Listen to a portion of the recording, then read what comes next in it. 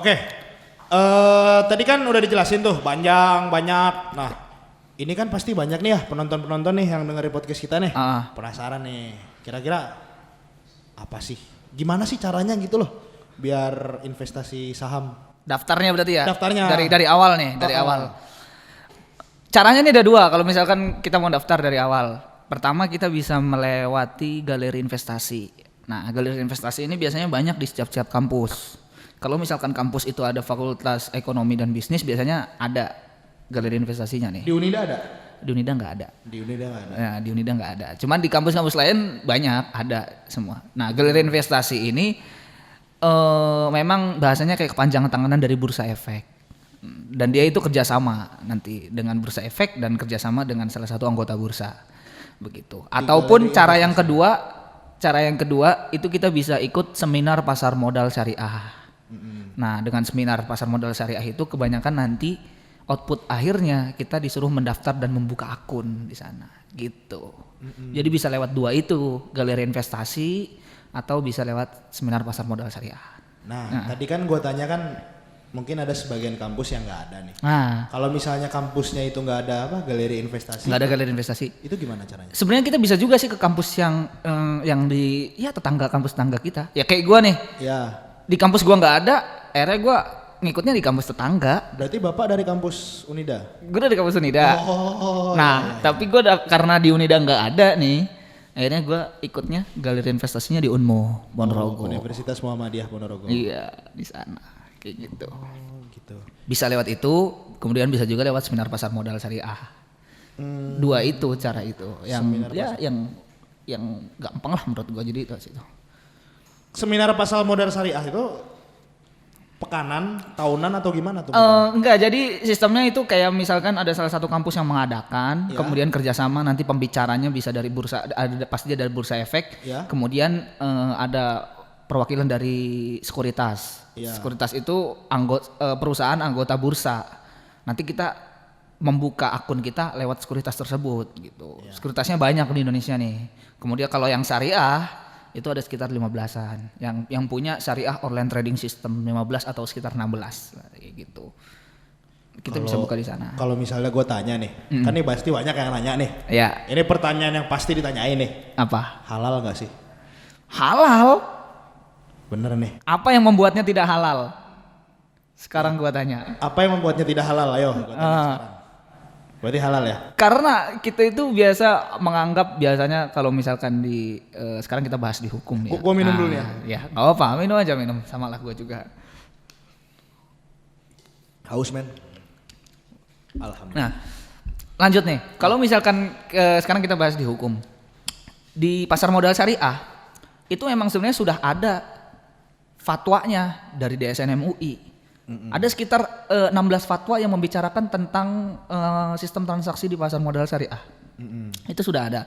Dan aslinya konsep dari pasar modal syariah itu adalah jual beli gitu. Jadi kita membeli saham kemudian kelola, kalau misalkan kita ini jual. Nah, seperti itu. Gitu. Kita membuat simpelnya analoginya yang simpel yang seperti itu gitu. Jadi ini kan pertanyaan yang untuk meyakinkan kan ya. Jadi udah daftar, ternyata mereka pusing, wah ini halal apa kagak. Udah dijawab sama Muharik, bisa juga nanya-nanya sama Muharik. Nah, pertanyaan terakhir nih, Rik. Enggak, sebelum pertanyaan terakhir gue mau jelasin dulu nih. Cara daftarnya tadi kan ada lewat jalur itu kan. Ada dua jalur ini. Apa aja persyaratannya nih? Syarat-syaratnya juga ya. Biasanya ini yang umum ya, yang pasti ya. Pertama identitas KTP. Itu fotokopian. Kemudian ada buku tabungan. Buku tabungan. Fotokopian buku tabungan yang depannya aja tuh ada nama kita sama nomornya. Lampirannya lah ya. Kemudian juga nanti ada materai di situ. Materai?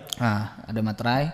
Ada sekitar materai itu kita butuh 2 kalau nggak salah. Ada buku 2 dan lain sebagainya. Nanti memang ada kita mengisi berkas form itu ada 2 form untuk dari sekuritasnya sama form dari bank. Jadi nanti ketika kita sudah membuka akun itu, kita nanti punya yang namanya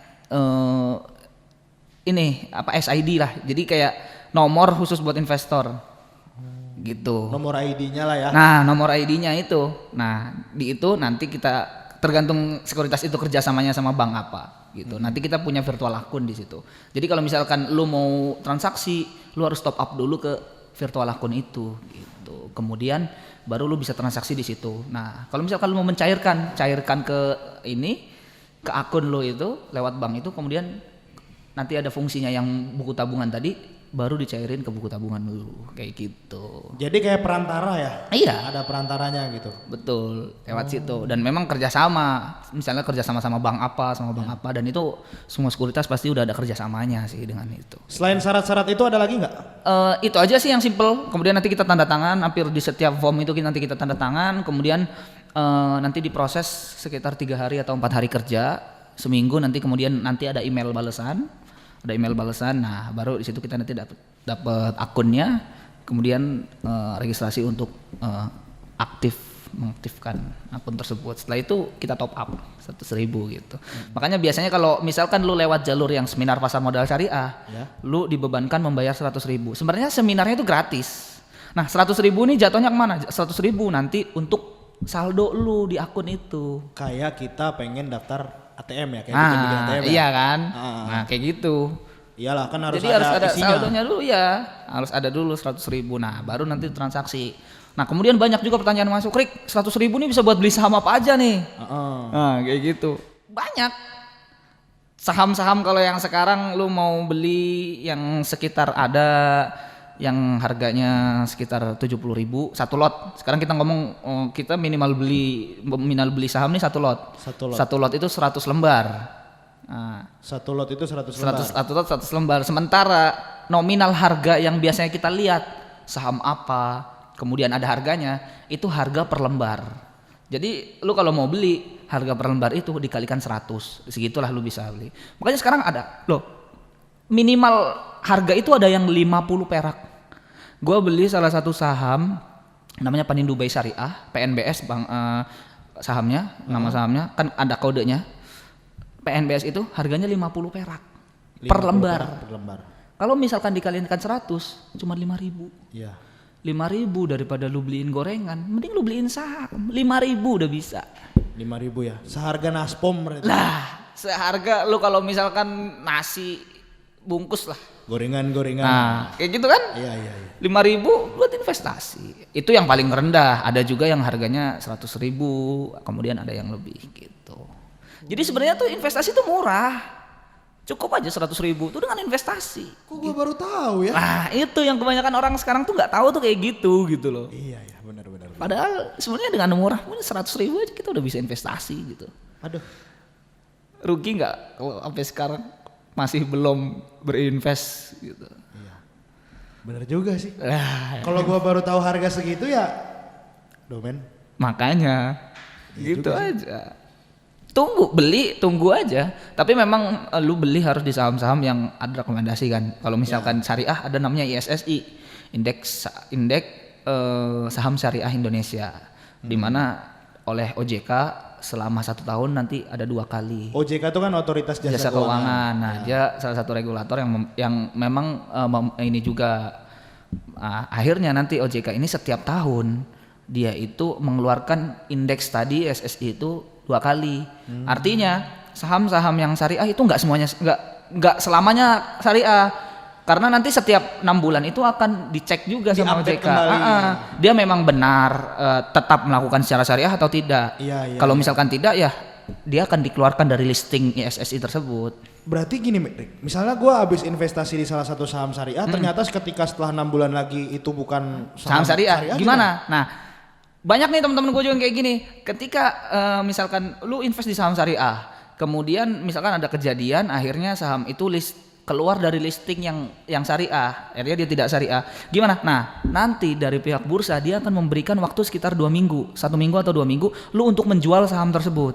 Terpaksa dijual. Terpaksa harus dijual, kayak gitu. Entah itu harganya lagi naik atau turun, lu harus menjual itu. Kalau misalkan akun lu syariah ya. Ya.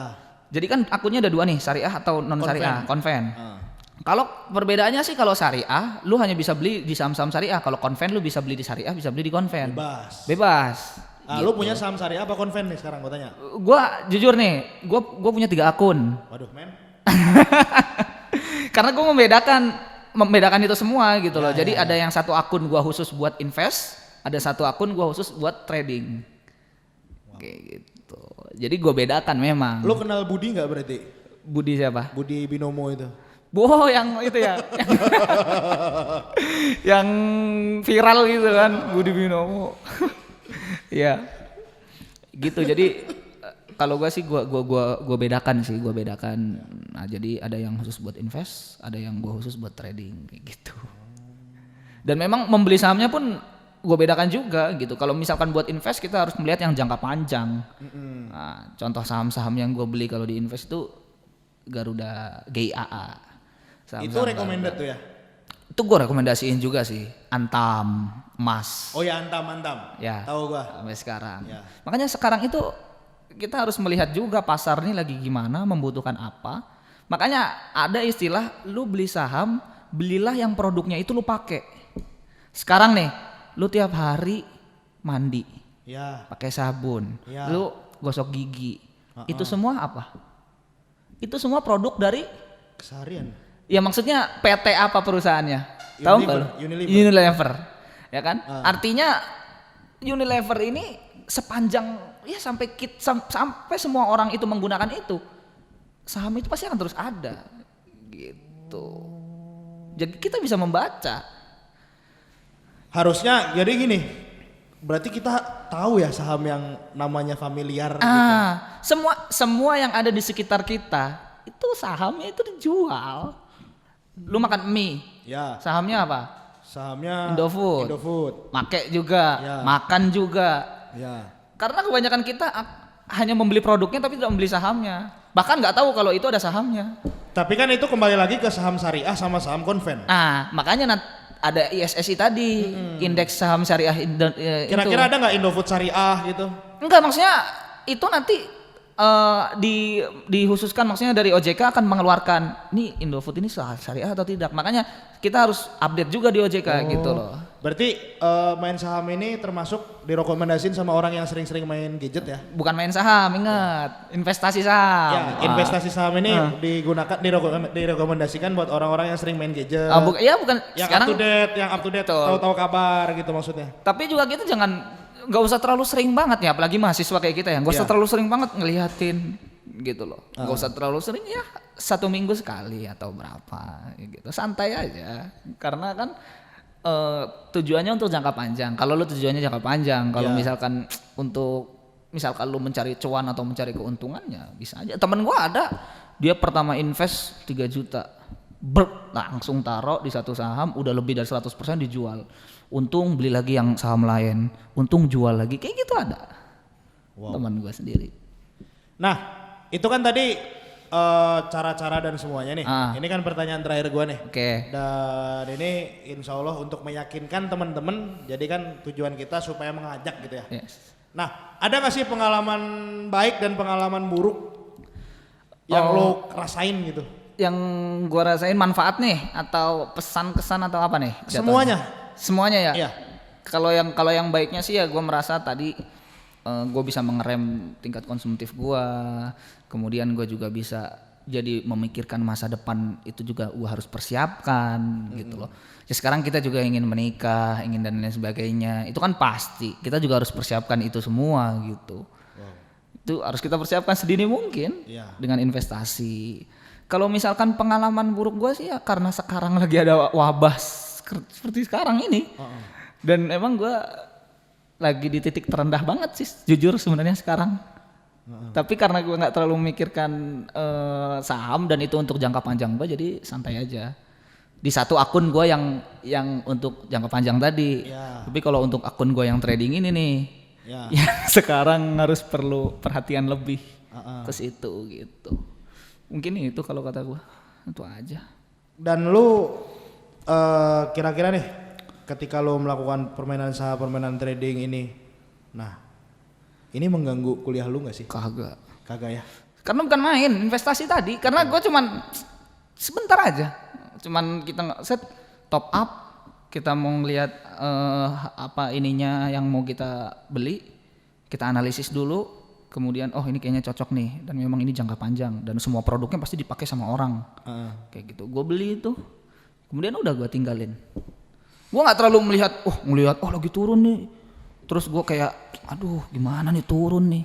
Gue biasa aja, justru gue pernah ketika gue waktu itu ada salah satu saham gue lagi turun, gue beli 22 lot langsung. Ketika itu karena gue yakin pasti akan naik. Gue yakin. Keuntungan high risk, high return. Seperti itu. Kalau boleh untuk meyakinkan terakhir kalinya, closing statement dari seorang Muharrik Fitragara Fahreza. Closing statement dari gue nih. Iya. Gue sih sebenarnya mengutip dari kata-kata Bill Gates ya. If you are born poor, it's not your mistake. But if you die poor, it's your mistake. Kalau lu lahir dalam keadaan miskin, itu bukan kesalahan lu. Tapi kalau lu mati dalam keadaan miskin, itu kesalahan lu. Bagaimana caranya agar nggak seperti itu? Dengan investasi. Maka teman-teman berinvestasilah. Mungkin itu aja dari kita ya. Oke. Kita hari podcast kita dengan membaca alhamdulillah. Alhamdulillahirabbil alamin. Kafaratul majlis. Subhanakallahumma wa bihamdika asyhadu an la ilaha illa anta astaghfiruka wa atubu ilaik. Jangan lupa di like, komen, subscribe, share. di share juga YouTube channel ini dan Kasih masukan juga. jangan lupa kasih masukan di komentar-komentar. Kira-kira episode depan ini kita mau Undang siapa lagi nih? Undang siapa lagi dan bahas siapa lagi? ID Talk. ID Talk. Ya. Podcast kita sekarang udah punya namanya ID Talk. ID Talks. Oke. Rick, kita lambaikan tangan ke penonton. Wassalamualaikum. Udah ya tadi. Udah. Langsung. Ya udah, langsung.